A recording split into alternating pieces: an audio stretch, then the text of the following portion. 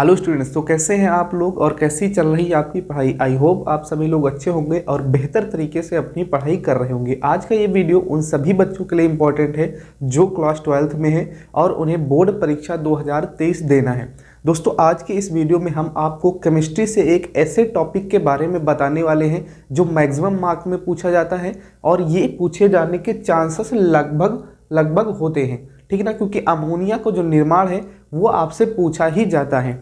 तो चलिए वीडियो को स्टार्ट करते हैं। वीडियो में लास्ट तक रुकिएगा, वीडियो इंटरेस्टिंग होने वाला है। साथ में आपको एक एक चीज़ों को फोकस के साथ में आराम से समझना है, सारा कुछ आपको यहीं से क्लियर हो जाएगा। देखिए भाई, सबसे पहली बात है कि हाइबर विधि द्वारा अमोनिया का निर्माण कैसे करते हैं। अमोनिया क्या होता है, तो अमोनिया होता है NH3, ठीक है ना। इसका निर्माण हम लोग कर रहे हैं औद्योगिक प्रक्रम से। एक प्रक्रम और होता है प्रयोगशाला विधि, तो हम इसमें केवल आपको वो बताने वाले हैं कि इसका औद्योगिक निर्माण कैसे होता है। तो जब भी आपसे पूछे कि औद्योगिक निर्माण करना है हाइबर विधि से, तो सबसे पहले हम समझते हैं कि हाइबर विधि से करते क्या है। बाद में इसके डायग्राम को समझेंगे, क्योंकि जब भी आपसे अमोनिया पूछा जाता है तो वहां पर दोस्तों पूछा जाता है कि सचित्र वर्णन कीजिए, ठीक है ना, यानी कि आपको वहां पे चित्र भी कंपलसरी होता है। तो सबसे पहले मेथड को देखते हैं कि हाइबर विधि द्वारा अमोनिया का निर्माण कैसे होता है। हाइबर विधि से अमोनिया का निर्माण करने के लिए दो चीज आपको लेना पड़ता है। एक तो होता है नाइट्रोजन और दूसरा होता है हाइड्रोजन, ठीक। नाइट्रोजन और हाइड्रोजन दोनों को 1:3 में लेते हैं, ये भी आपको याद रखना है। इसके आगे कुछ नहीं, तो मतलब 1 है, यहाँ पे 3 लिखा, तो दोनों का रेशियो जो होगा वो 1:3 में होगा। इन दोनों को लेकर के आयरन मोलिब्डेनम, एरो पे लिख देंगे आप आयरन और इन ब्रैकेट में लिखेंगे मोलिब्डेनम, ठीक है ना। Fe होता है आयरन, लोहे का चूर्ण, और साथ में मोलिब्डेनम उत्प्रेरक वर्धक। और यहाँ पे आपको मिल जाएगा 2NH3 यानी कि अमोनिया गैस। साथ में थोड़ी सी यहाँ पे आपको ऊष्मा रिलीज होगी 22.4 किलो कैलोरी। इसको भी आप लोग याद रखेंगे। तो जब भी आपसे पूछा जाए कि कैसे बनती हाइबर विधि से अमोनिया, तो इसमें नाइट्रोजन और हाइड्रोजन को 1:3 में लेकर के आयरन मोलिब्डेनम, ठीक ना। आयरन क्या है, तो उत्प्रेरक है। उत्प्रेरक आपको पता होगा क्रिया के वेग को बढ़ाता है, और मोलिब्डेनम उत्प्रेरक वर्धक है। और थोड़ा सा टेम्परेचर भी याद रखेंगे, यहाँ पे 200 ATM यानी 200 वायुमंडलीय दाब होगा, और 500 डिग्री सेंटीग्रेड ताप पर, 450 से 500 डिग्री सेंटीग्रेड ताप पर यहाँ पे हमको अमोनिया और 22.4 किलो कैलोरी ऊष्मा मिलती है। तो ये मेथड होता है अमोनिया के औद्योगिक निर्माण का, ठीक। अब इसके चित्र को समझते हैं कि इसमें इसने क्या कह रखा है। देखिए, हमको दो चीज लेना है, एक तो नाइट्रोजन और दूसरा हाइड्रोजन। दोनों का रेशियो कितना होना, 1:3 का। देखिए, सबसे पहले हम क्या करते हैं, नाइट्रोजन और हाइड्रोजन को लाते हैं एक कंप्रेसर पंप में, ठीक है ना। यहाँ पे एक कंप्रेसर पंप लगा होता है, यहाँ से नाइट्रोजन और हाइड्रोजन को मिलाया जाता है। रेशियो दोनों को होना चाहिए 1:3 का, 1:3 का रेशियो होगा। जब कंप्रेसर पंप में लाते हैं तो सबसे पहले हम इसको भेजते हैं उत्प्रेरक कक्ष में। उत्प्रेरक कक्ष भाई क्या होता है, उत्प्रेरक कक्ष वो होता है जहां पर उत्प्रेरक उपस्थित होता है, और उत्प्रेरक के रूप में हमने आयरन और मोलिब्डेनम को यूज किया है। तो यहाँ पे उत्प्रेरक कक्ष होता है जिनमें आयरन यानी कि लोहे का चूर्ण होता है, और मोलिब्डेनम उसकी शक्ति को बढ़ाता है, यानी उत्प्रेरक वर्धक होता है। तो जैसे आप यहाँ से N2 और H2 को लाए यहाँ पे, तो यहाँ से क्या आएगा, यहाँ से आएगा N2 और प्लस में H2, 1 और 3 के रेशियो में। तो इस उत्प्रेरक कक्ष में जैसे लेके आते हैं, तो उत्प्रेरक कक्ष में आयरन जो होता है वो इसकी शक्ति को बढ़ाता है, और कुल मिलाकर हमको N2 और 3H2 से मिल जाता है 2NH3। अब यहाँ पे जो अमोनिया बनता है वो 10 से 15% मात्रा में ही बनता है, यानी जितना हमने N2 और H2 भेजा होगा उससे 10 या 15% अमोनिया आपको प्राप्त होता है। तो यहाँ से इस चैम्बर से आपको उत्प्रेरक कक्ष है NH3 तो मिलेगा, साथ में क्या बचेगा, H2 और N2, क्योंकि पूरा का पूरा अमोनिया में कन्वर्ट नहीं हुआ था। यहाँ से H2 और N2 भी मिल गया। अब इसको हम भेजते हैं द्रवण कक्ष में। द्रवण कक्ष में क्या होता है, वहां पे ठंडा जल भरा होता है। तो जो हमारा अमोनिया आएगा यहाँ पे, ये द्रवण कक्ष में आकर के ठंडे जल के साथ में संघनित्र हो जाता है, और संघनित्र होने के पश्चात जो हमारा अमोनिया होगा, लिक्विड अमोनिया, उसको हम नीचे एकत्रित कर लेते हैं लिक्विड अमोनिया को, ठीक, यहाँ पे क्या लिखा हमने, द्रव अमोनिया, यानी जो लिक्विड अमोनिया होगी वो द्रवण कक्ष में ठंडे जल द्वारा संघनित हो जाती हैं और उसको हम नीचे एकत्रित कर लेते हैं लिक्विड NH3 के रूप में, और शेष जो गैस बचेगी यानी कि N2 और H2 उसको सर्कुलेशन पंप में भेजते हैं। सर्कुलेशन पंप क्या होता है, ये शेष गैस को सर्कुलेट कर लेता है और सर्कुलेट करके फिर से आपको उत्प्रेरक कक्ष में भेज देगा। अब यहाँ से फिर से वही प्रोसेस होगी, आयरन मॉलिब्डेनम की उपस्थिति में अमोनिया बनाएगा, अमोनिया फिर से इधर आएगी इस चैम्बर में, जो लिक्विड अमोनिया होगी नीचे एकत्रित हो जाएगी और जो भी व्यर्थ गैसेस बचेंगी यानी कि N2 और H2 उसको फिर से उत्प्रेरक कक्ष में भेज दिया जाता है। तो यही प्रोसेस इसमें रिवाइज होती रहती है। तो हमारे काम की चीज है यहाँ पे N2 और H2, ठीक है ना, दो चैम्बर लगे हैं यहाँ पे उत्प्रेरक कक्ष। उत्प्रेरक कक्ष में क्या होता है, आयरन और मॉलिब्डेनम की उपस्थिति में अमोनिया बनता है, साथ में 22.4 किलो कैलोरी ऊष्मा रिलीज होती है। तो आशा करते हैं आपको ये चित्र अच्छे से समझ में आ गया होगा। अब हम थोड़ा सा अभिक्रिया पर बात करते हैं। देखिए यहाँ पे जो ये अभिक्रिया है उत्क्रमणीय अभिक्रिया है, दोनों तरफ का हमने साइन लगाया है। उत्क्रमणीय अभिक्रिया क्या होती है, जिसमें LHS से RHS और RHS से LHS आपको मिलता रहे। कहने का मतलब है वो अभिक्रियाएं जो दोनों पक्षों में चल सकती हैं और साथ में यहाँ पे इतनी ऊष्मा रिलीज हुई है। तो किसी भी अभिक्रिया में अगर हमको ऊष्मा प्राप्त होती है मेरे भाई, तो अभिक्रिया को बोलते हैं ऊष्माक्षेपी अभिक्रिया। तो ये कैसी अभिक्रिया है, ऊष्माक्षेपी अभिक्रिया है। अब ऊष्माक्षेपी अभिक्रिया के बारे में आपने क्लास 11th में पढ़ा होगा, लासा-तेलिए का नियम। ठीक है, देखते हैं क्या कहता है लासा-तेलिए का नियम।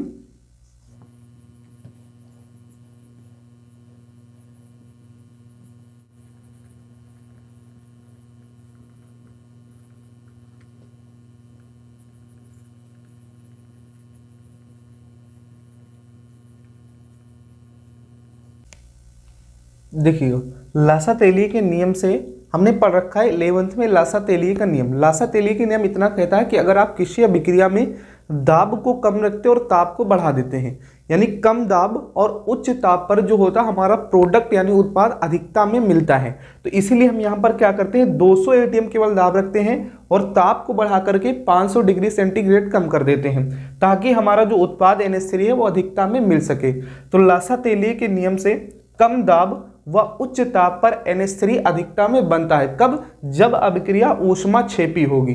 तो ये अभिक्रिया हमारी ऊष्माक्षेपी थी, तो लासा-तेलिए के नियम से कम दाब व उच्च ताप पर NH3 यानी हमारा उत्पाद जो होगा वो अधिकता में मिलेगा। तो अब इसके अलावा इसमें आपको क्या लिखना रहेगा, इसमें आप इसका डायग्राम बना करके इसकी विधि भी लिख सकते हैं। विधि में आपको जो जो मैंने बताया सेम वैसे ही लिखना है। सबसे पहले N2 और H2 को 1:3 में कंप्रेसर पंप में प्रवाहित करते हैं। यहाँ से इसको भेजा जाता है उत्प्रेरक कक्ष में, जहाँ आयरन मॉलिब्डेनम की उपस्थिति में NH3 बनती है। NH3 को हम भेजते हैं संघनित्र कक्ष, द्रवण कक्ष में, जहाँ पर वो जल के साथ में संघनित होकर द्रवण अमोनिया कक्ष में लिक्विड अमोनिया एकत्रित हो जाता है और व्यर्थ गैसेस को सर्कुलेशन पंप द्वारा भेज दिया जाता है। तो यही विधि आपको लिख देना है। इसके बाद इसमें क्या पूछा जाएगा, रासायनिक गुण पूछे जाते हैं। आपको क्या क्या लिखना होता है, विधि लिखना होता है, चित्र बनाएंगे उसी से लिखेंगे। उसके अलावा रासायनिक गुण, भौतिक गुण और उपयोग, इतनी चीजें यहाँ पे याद रखना है। अब हम लोग बात करते हैं इनके रासायनिक गुण के बारे में। NH3 के रासायनिक गुण,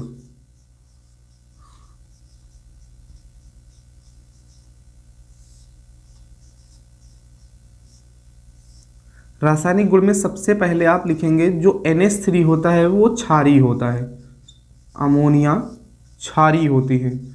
तो हेडिंग कर लेंगे आप लोग क्षारीय प्रकृति। ठीक है, जो होता है उसी के बारे में आपको लिखना है।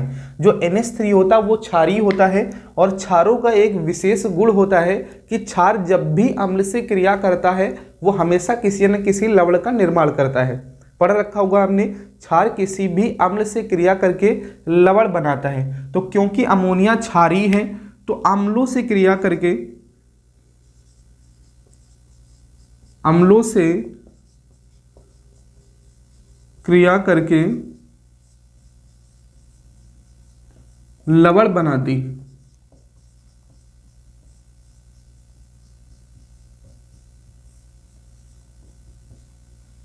जैसे कोई भी आप एक अम्ल से इसकी क्रिया करवा सकते हैं। जैसे मान लिया अमोनिया लेंगे NH3 और एक अम्ल HCl हाइड्रोक्लोरिक अम्ल से इसकी अभिक्रिया करवाएंगे। तो यहाँ पे मेरे भाई अमोनिया क्षार है, HCl अम्ल है, क्षार और अम्ल क्रिया करेंगे तो यहाँ से मिल जाएगा आपको नौसादर NH4Cl। ठीक, इसको बोलते हैं नौसादर। तो ये एक लवण का निर्माण करेगा या फिर इसको अमोनियम क्लोराइड कहा जाता है। तो पहला पॉइंट आप लिखेंगे क्षारीय प्रकृति, अमोनिया क्षारीय होती है जो कि अम्लों से क्रिया करके लवण बनाती है। NH3+HCl देगा आपको यहाँ से NH4Cl, नौसादर बनेगा। इसके अलावा दूसरा पॉइंट हो जाता है यहाँ से वियोजन। वियोजन या इसको बोलते हैं विघटन।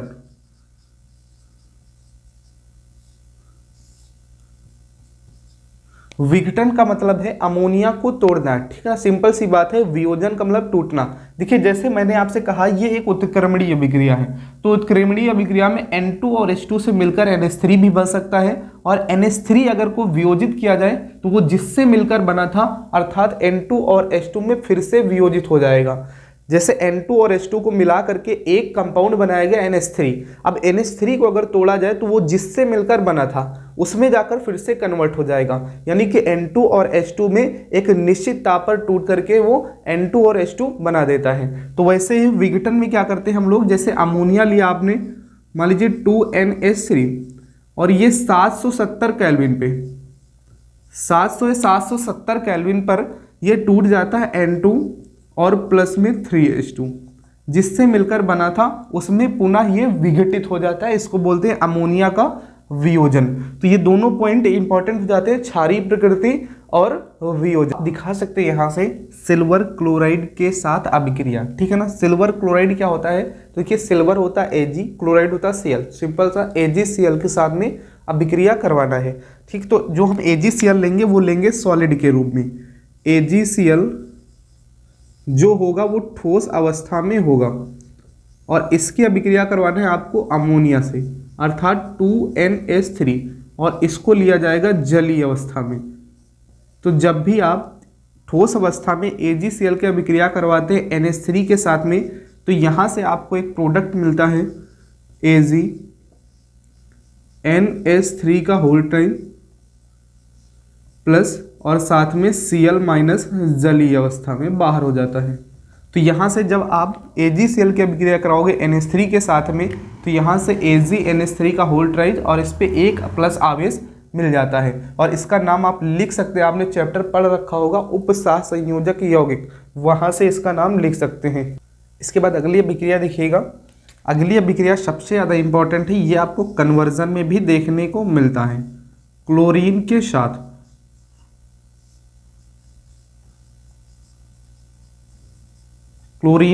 मतलब Cl के साथ में कराना है। तो जब भी अमोनिया क्लोरीन से अभिक्रिया करता है तो दो फॉर्मेट में अभिक्रिया करता है। एक फॉर्मेट होता है जिसमें अमोनिया अधिकता में लिया जाए, और एक फॉर्मेट होता है जिसमें क्लोरीन को अधिकता में लिया जाए।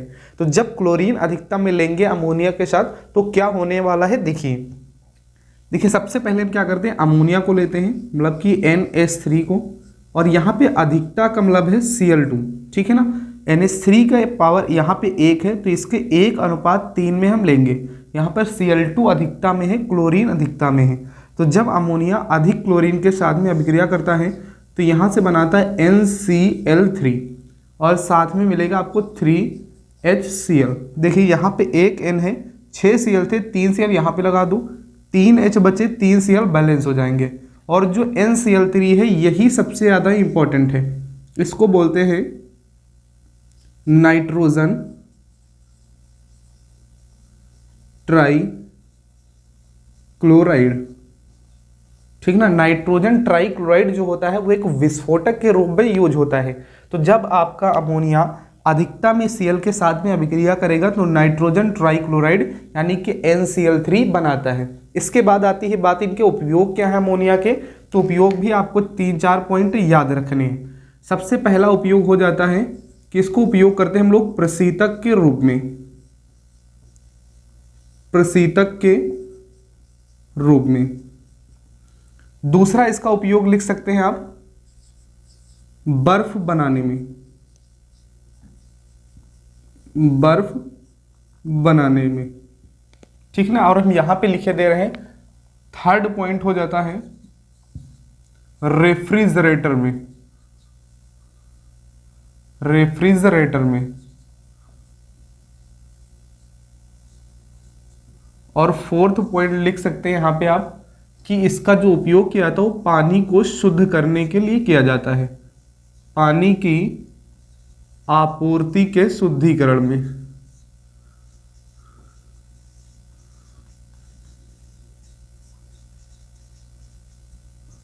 तो ये अमोनिया के उपयोग हो जाते हैं प्रशीतक के रूप में, बर्फ बनाने में, रेफ्रिजरेटर में और पानी की आपूर्ति के शुद्धिकरण में। तो इतना बातें आपको समझ में आ रही होंगी। देखिए सबसे पहले आपको क्या करना है, पहले आपको मेन विधि लिखना है। हैबर विधि में क्या करते हैं, जब नाइट्रोजन को हाइड्रोजन के साथ में 1:3 में आयरन मॉलिब्डेनम उत्प्रेरक वर्धक के साथ में 200 एटीएम दाब व 500 डिग्री सेंटीग्रेड ताप पर गर्म करते हैं तो अमोनिया प्राप्त होता है। अब क्योंकि उसमें ऊष्मा रिलीज हुई थी तो ऊष्माक्षेपीय अभिक्रिया है, तो लासा तेलिए के नियम से कह सकते हैं कि कम दाब व उच्च ताप पर अधिकता में अमोनिया प्राप्त होगी। तो इतनी चीजें आपको अच्छे से एक बार रिवाइज कर लेनी है ताकि आपको यहाँ से कोई भी नंबर ना कटे। ये पूरे आपका 5 नंबर का आता है, तो इसको अच्छे से पढ़ लेना। तो आशा करते हैं आप लोग को वीडियो पसंद आया होगा।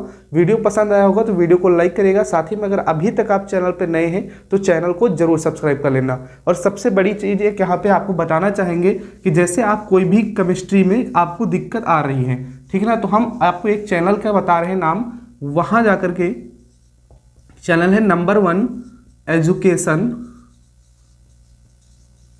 बाय अजय वर्मा। ठीक है ना, इस चैनल को जाकर के आप YouTube पे सर्च कर लें number 1 education by Ajay Verma और चैनल को सब्सक्राइब कर लें ताकि वहाँ पर हम लोग अच्छी तरीके से केमिस्ट्री की प्रिपरेशन कर रहे हैं। मैं आपको रोज़ एक सेट करवा रहा हूँ जहाँ पर इंपॉर्टेंट रिएक्शन चल रही हैं जो कि आपके पेपर में पूछी जाने वाली हैं। तो इस चैनल को आप लोग सब्सक्राइब कर लेंगे ताकि आपकी केमिस्ट्री की तैयारी भी बेहतर ढंग से हो सके। चलिए, उम्मीद करते हैं आपको वीडियो पसंद आया होगा। Thank you so much. जय हिंद।